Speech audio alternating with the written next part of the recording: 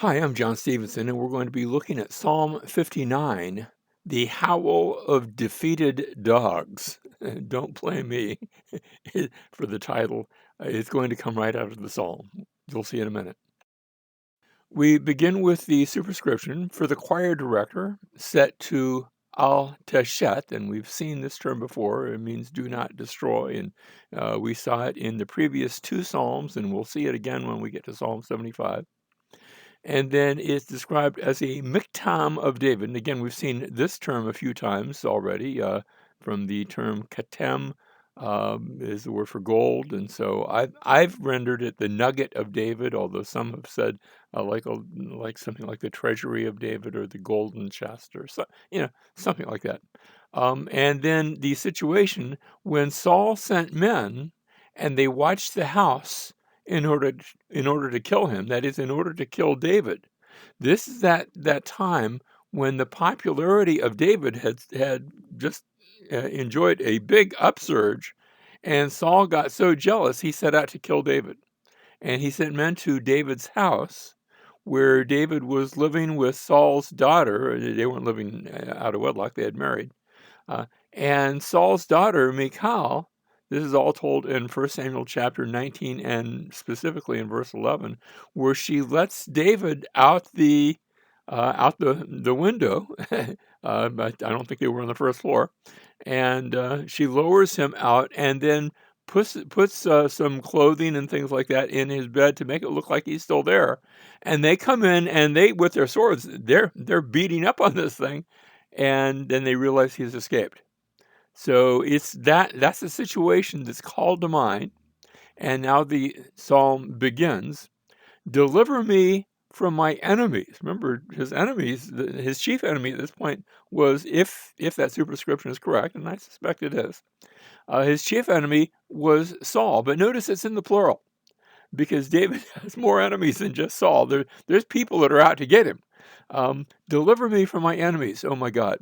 Set me securely on high, away from those who rise up against me. Lord, I need to get out of here. This is a call to be able to escape.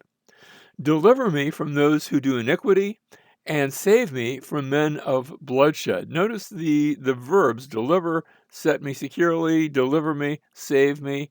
Um, it reminds me of, of one particular. If you don't know, I used to be a firefighter many years ago. Did that for about 30 years.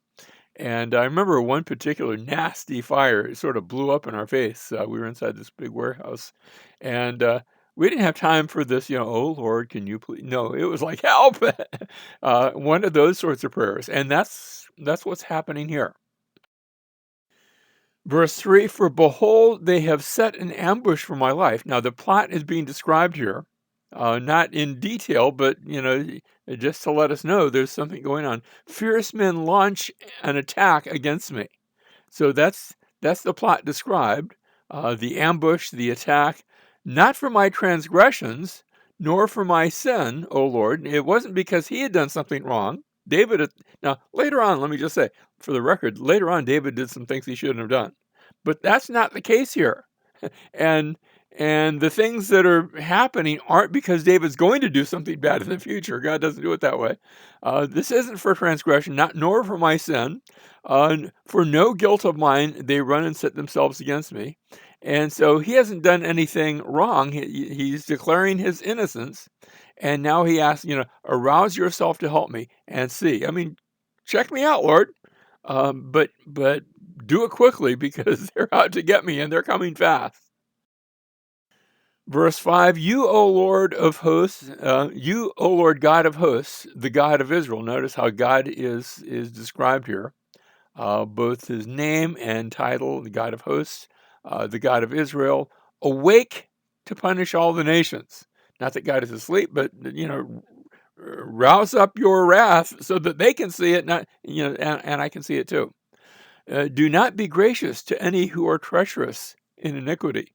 Uh, that's an interesting prayer. Lord, show grace to me, but don't show grace to them, because they're not being honest, and I am.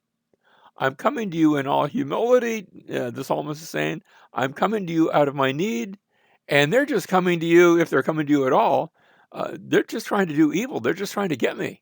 Uh, don't allow that. So they're treacherous in iniquity. In other words, it's not just they're sinning, they're saying one thing and doing another.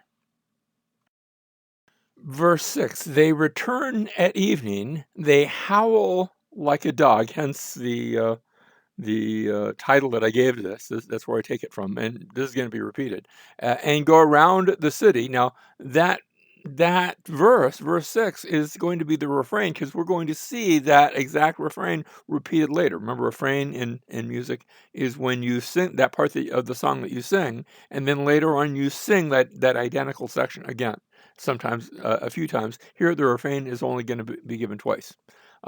But because it's given twice, I thought, well, that should be where the title comes from. So they return, they howl, they go around, behold, they belch forth with their mouth, swords are in their lips. They say, who hears, as though they can get away with, literally, with murder. They don't see themselves as accountable to God. But you, O Lord, laugh at them. Reminds me of the saying of one of my friends. He likes to say that man plans and God laughs. And that's especially true when they are planning something apart from God. You scoff, notice you laugh, you scoff, saying the same thing. Um, you scoff at all the nations. And so, even though we have the situation of Saul and the men that he sent, there's a picture here at the same time of something that's bigger than that particular situation, not just Saul against David, but also the nations that are against the, can I say this? I think it's not just against David, but against who David represents. That is, they are against the greater son of David. And so there's actually two stories, one that is a microcosm of the bigger story that involves the nations. Continue, verse 9. Because of his strength, I will watch for you. For God, by the way, NIV renders that you are my strength. And um, perhaps. I think I notice the word because of is added here by the translators. So his strength, you've got to do something with it. I think I think God is, both the strength and the stronghold. So I think that probably works. And then God is my stronghold. My God in his loving kindness will meet me. Now, these are descriptions of the assurance that the psalmist has that God's on his side. God's going to deliver. Okay. It's not maybe he will, maybe he won't. He's being assured. God will let me look triumphantly upon my foes. He's asking God help, and he believes God is going to help. In fact, he describes it with that assurance. I know how it's going to turn out. A lot of people will read the book of Revelation, and they'll see all the bad things that are being described there. And let me just say, for the record, I'm not doing a series right now in the book of Revelation, but let me just say, there's a lot of bad things. But I think the thing you're supposed to see is that even though there's a lot of bad things happening there and in your world, perhaps, that Jesus wins in the end. And that's the big idea in the book of Revelation. That's the big idea I think we are supposed to come away with, that God will let me look triumphantly upon my foes and his. That's as long as my foes are his foes. God's going to win. Can I say it that way?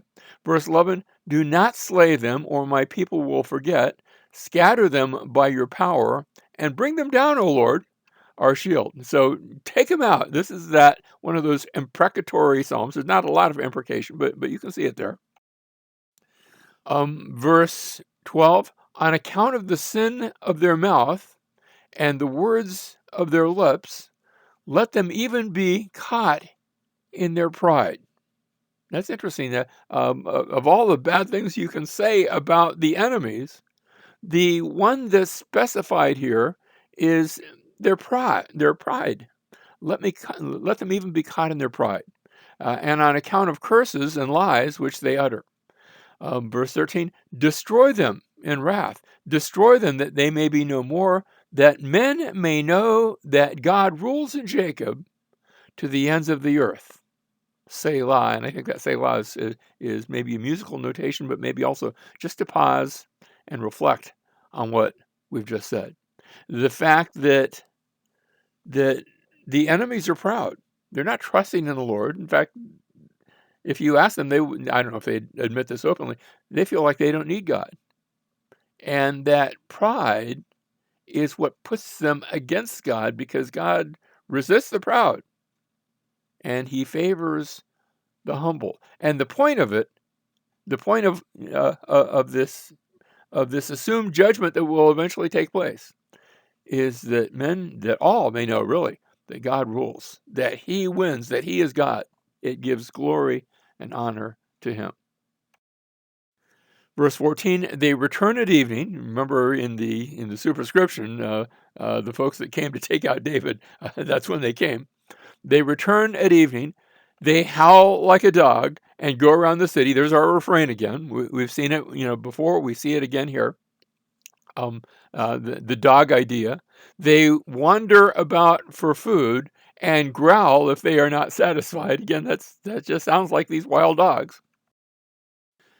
Verse 16, but as for me, I shall sing of your strength. Yes, I shall joyfully sing of your, and the reason it says joyfully sing instead of just sing, is because it uses a different word. It's not just, that he added the word joyfully. It's a different term for singing. It has that joyful idea behind it. Uh, so you could say I could joyfully, what's the different word for sing? I don't know, hum or I don't know, of your loving kindness in the morning. Notice these two things that are being praised: God's strength and his loving kindness. And I like to render that term chesed, that stands for loving kindness, loyalty, loving kindness, loyalty. There's a different word for love. So that's why I don't usually go in that direction. And I'll do that in the morning. In other words, if I survive the night, I'm going to be praising you tomorrow. For you have been my stronghold and a refuge in the day of my distress. Again, he's going to repeat those two qualities he mentioned. Oh, my strength, I will sing praises to you. For God is my stronghold, the God who shows me loving kindness. Notice how and uh, I haven't checked to see what order. Maybe there's a slightly different order in the Hebrew. I'm not sure that the order is that significant. Just notice how much repetition there is there. To see God's strength, to see his loving kindness, and those two qualities, his strength and his loyalty, his loyal love, are the two qualities. Think about this. Um, the God is strong, that's good. But if he was only strong, if his love and loyalty and forgiveness were not directed, that'd rather be hopeless. On the other hand, someone who gives me love and loyalty, but there's no strength there, well, that's nice. It might feel good, but does it really accomplish anything? And both of these are being described here. Now, there's a story that this brings me back to, and especially with our dog reference, a story where a Canaanite woman came from that region. It was the region of around the what we call Lebanon today, Phoenicia. A Canaanite woman from that region came out and began to cry out when Jesus was there, saying, "Have mercy on me, Lord, son of David. My daughter is cruelly demon possessed." She was doing some growling and some, I don't know. Verse 23, but he did not answer her a word. So here she makes a request, and Jesus ignores her. Heaven is silent. Um, And what's more, his disciples decide to help out. His disciples came and implored him, saying, "Send her away because she keeps shouting at us." She's making this request. She's sort of disturbing. Um, Verse 24, but he answered and said, "I was sent only to the house, to the lost sheep of the house of Israel." Sort of explains his silence. Now, I think there's more to his silence than just that, but that's part of it. Verse 25, but she came and began to bow down before him, saying, "Lord, help me." She asks, and now she's, can I say it this way? Now she's begging. I don't know the attitude, she was seeking, there was a problem before, but now she is driven to desperation. Verse 26, and he answered and said, "It is not good to take the children's bread and throw it to the dogs." Now, it's true that the term dog that's used here in this particular story is the diminutive. In other words, this is like not the big angry dog that's wild out there, but maybe something a little bit more sedate. Like I said, we might say doggy. I'm not sure if that is a good translation or not, but it is the diminutive. And so the picture isn't like throwing it out into the street and these wild dogs come, but rather maybe dogs come up to the table. And I I have to pause there and think of my younger brother who was a really picky eater, and he would try to figure out ways to pass the food he didn't like down to the family dog.